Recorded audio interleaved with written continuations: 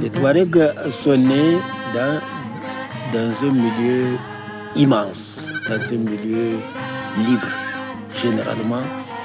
Libre parce que c'est un milieu qui est d'accès difficile et puis c'est des gens qui sont beaucoup liés à leur milieu, qui n'aiment pas beaucoup abandonner leur milieu et aussi qui sont très attachés à leur mode de vie et aussi qui sont attachés à leur tradition.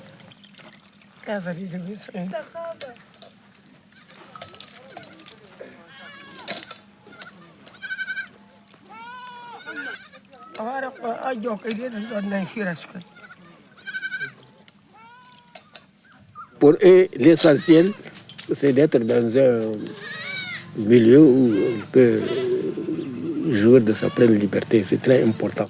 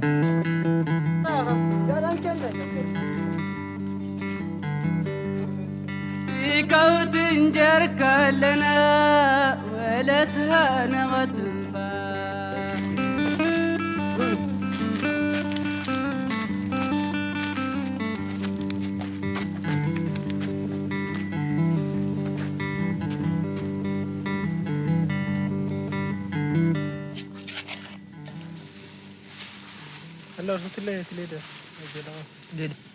giyan sa ga da ganna shi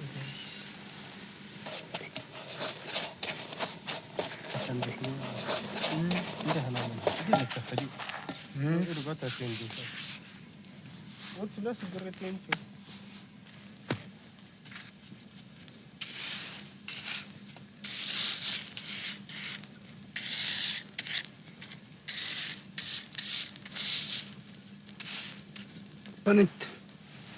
فنت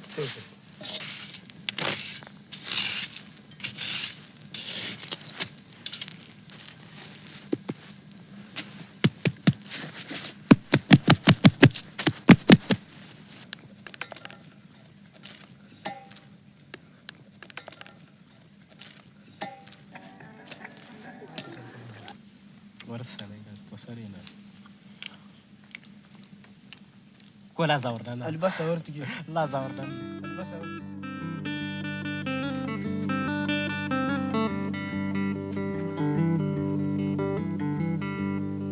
سنسدي كبابين يضيك لنا ربنا أيوة يا يتما سيدنا يا والدنا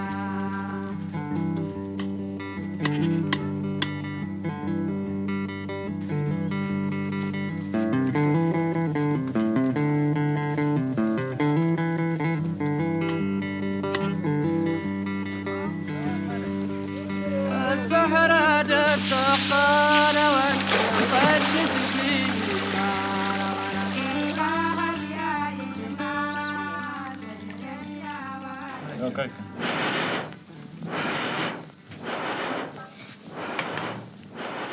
Donc moi je vous ai dit que c'est le forgeron Touareg du Ferwan. Je fais les bijoux pour les Touaregs. Maintenant, dans cette saison, je fais le travail de tourisme, les bijoux pour le tourisme. Si je fais le travail au Touareg, moi je leur prépare les croix. S'ils n'ont pas l'argent, ils me payent avec les animaux.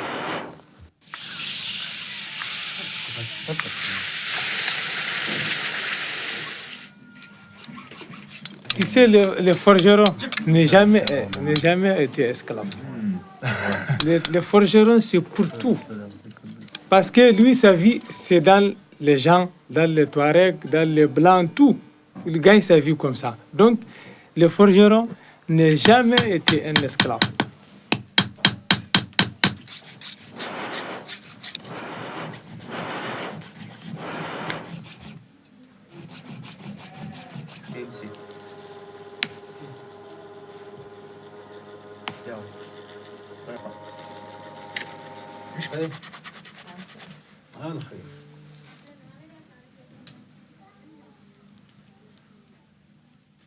Un Touareg nomade, il commence à partir voyager, la caravane quoi, avec son fils à l'âge de 7 ans.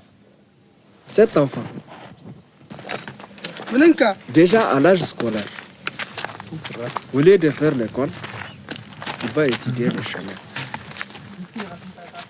Il va savoir la ressource de vie de son papa. Pour profiter de cette ressource de vie, la caravane, le voyage, il apprend les chemins, comment entretenir ses animaux, ses moyens de transport. Hein? À l'âge de 7 ans, jusqu'à 8 ans, 9 ans, 10 ans, l'enfant il est avec son papa. 12 ans, 13 ans, 14 ans. À 17 ans, 18 ans, l'enfant maintenant peut partir seul. Parce qu'il connaît déjà les chemins. Ce sont des guides. Quelqu'un qui a commencé à faire les chemins à l'âge de 7 ans ou 5 ans.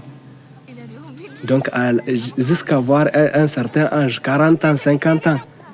Est-ce qu'il va se perdre dans cet endroit qu'il a fait 1000 fois ou plus? Sans aucune boussole, sans aucune, comment dirais-je, un GPS ou quelque chose de moderne, quoi. Donc il va essayer d'étudier les sables lui-même.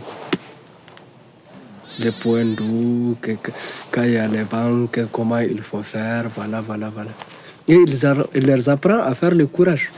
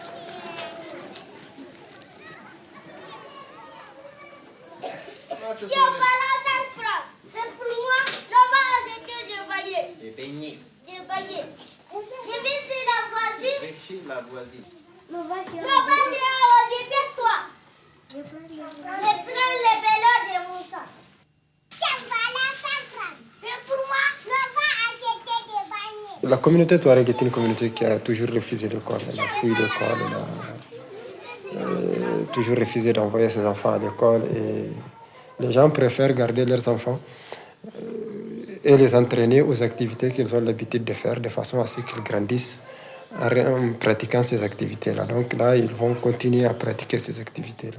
Un enfant Touareg, jardinier, c'est la même chose que l'enfant d'un Touareg nomade.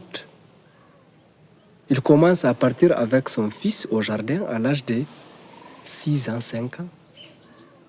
À l'âge de 5 ans, il lui apprend déjà à ouvrir les planches avec une petite roue. il lui prend à tanner les cordes pour puiser de l'eau du puits. Il lui apprend à garder les jardins. Quand il voit des chèvres, il dit il faut chasser cette chèvre. Donc au lieu de l'amener à l'école, apprendre une autre vie, tu lui apprends sa nature.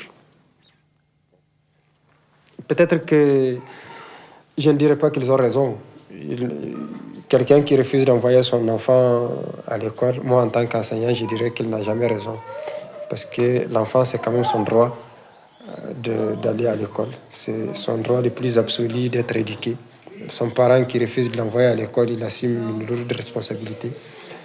Maintenant, l'autre aspect où peut-être ils ont une petite excuse, les parents qui refusent d'envoyer les enfants à l'école, c'est cet aspect-là où il est vrai qu'aujourd'hui, effectivement, il y a une certaine déperdition au niveau de l'école. Les enfants vont jusqu'à un certain niveau. L'État ne leur garantit rien. Et après, les conditions de scolarité ne sont pas tenables. Ils sont obligés de quitter. Et s'ils quittent, effectivement, ils ne sont ni à l'école ni au niveau de la famille. Ça, c'est vrai quand même. C'est produit grâce à la chlorophylle, à la lumière et à une température convenable.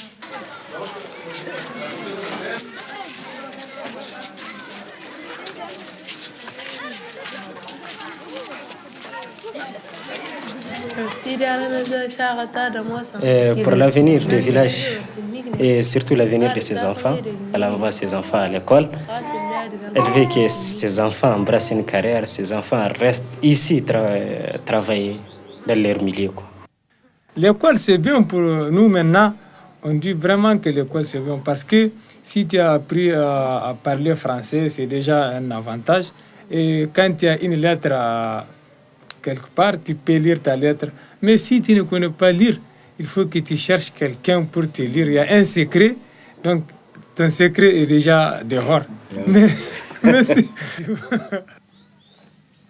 Voilà. Stop.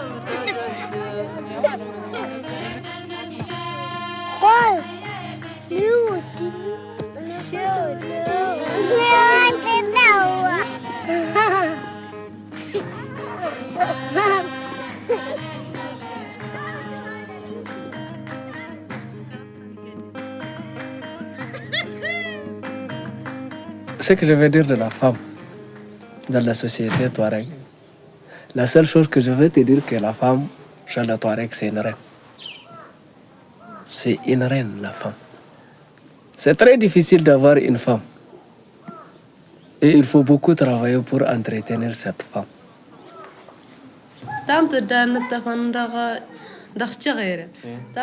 C'est elle qui s'occupe de la cuisine, la femme. C'est elle qui s'occupe des enfants. C'est elle qui s'occupe de toute la maison, quoi. Tout ce qui est de la maison, c'est elle qui s'en occupe. Le jardin, c'est surtout le mari. Et la femme touareg travaille toujours personnellement parce que ce sont eux qui font les nattes. Elles font les nattes, elles font les couvertures traditionnelles, la cousue à la main. Elles font le travail des forgerons là, en faisant des sacs. Par exemple, la tente là, dont on est à l'intérieur, la case touareg là. Toutes les nattes ont été faites par des femmes. Mais l'argent là qu'elles gagnent, elles ne l'amènent pas chez les maris, c'est personnel. Elles achètent ses chèvres. Il y a beaucoup de femmes que tu rencontres dans le village là. Elles vont en brousse. Elles vont en brousse. La brousse là, elles vont au pâturage. Elles sont avec leurs propres bêtes. Par exemple, la femme, elle a ses 5 chèvres. C'est elle qui va pour leur chercher la paille. Comme sa fille, elle est à la maison en train de faire le ménage.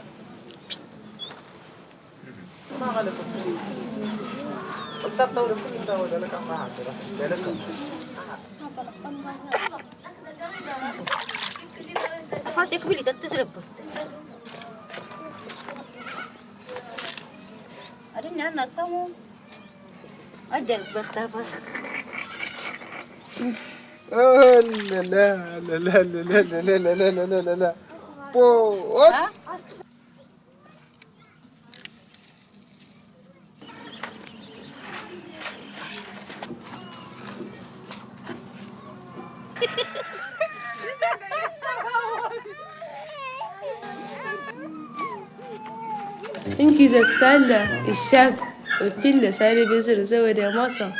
Du côté de la polygamie, les femmes touareg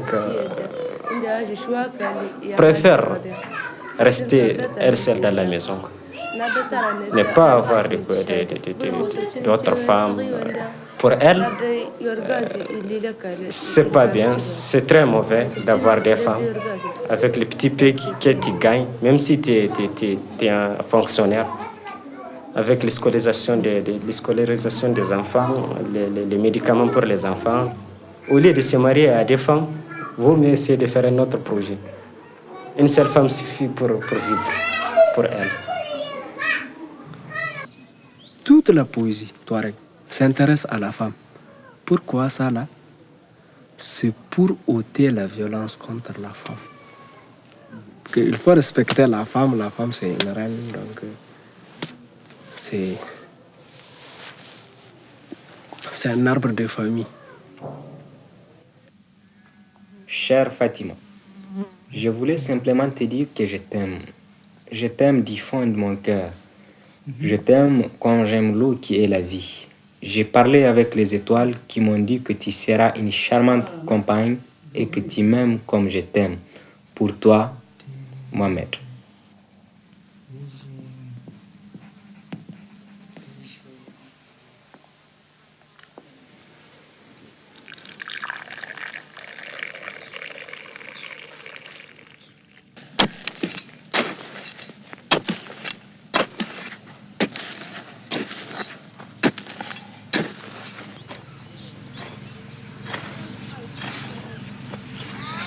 خلينا نشتغل لنا موسم سلسات وكنا جهود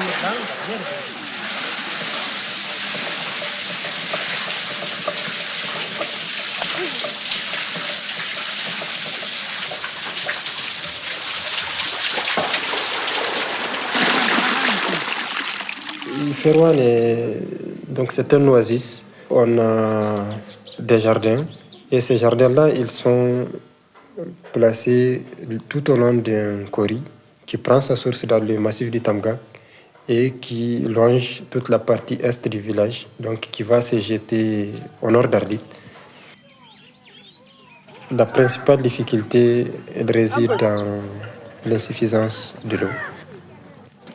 On n'arrive pas à atteindre la vraie nappe.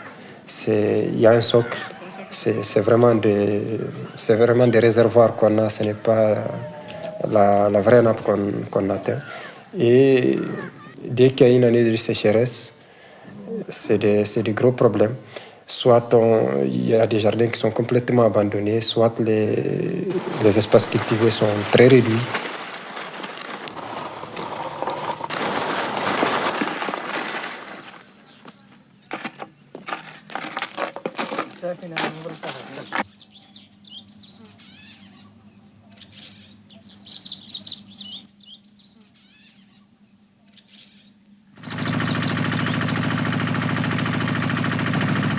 Tu utilises une motopompe, tu peux arroser facilement ton jardin dans une journée.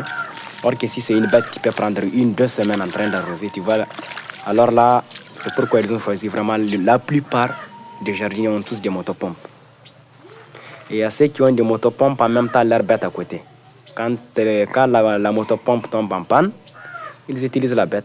Quand il n'y a pas beaucoup de travail ou bien quand il n'y a pas de carburant dans le petit moteur, tu utilises aussi ta bête.